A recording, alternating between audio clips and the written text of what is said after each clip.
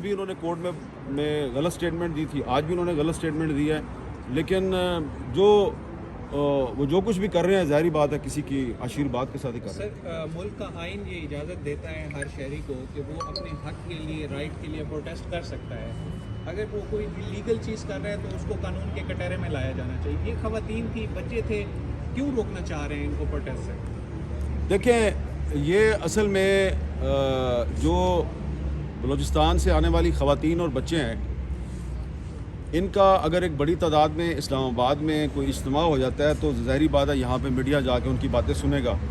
تو اس سے جو کچھ ریاستی اداروں کا نیریٹو ہے کہ یہ سارے دہشت گرد ہیں،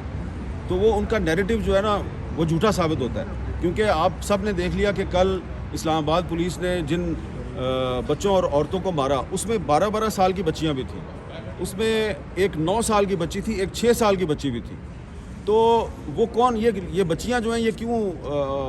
تربت سے چل کے اسلام آباد آئی ہیں؟ کیونکہ کسی کا باپ، کسی کا بھائی وہ جو ہے اس کو اٹھا لیا گیا ہے، تو اگر یہ یہاں پہ ہوتی تو ظاہری بات ہے ہم ان سے بات کرتے، یہ ہمیں اپنی کہانی سناتی۔ تو ان کی جو مظلومیت کی داستان ہے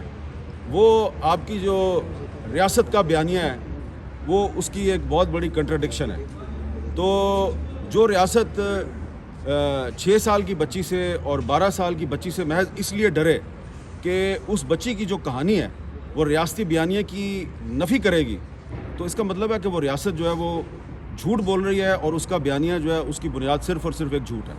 حامد میر صاحب، یہ معاملہ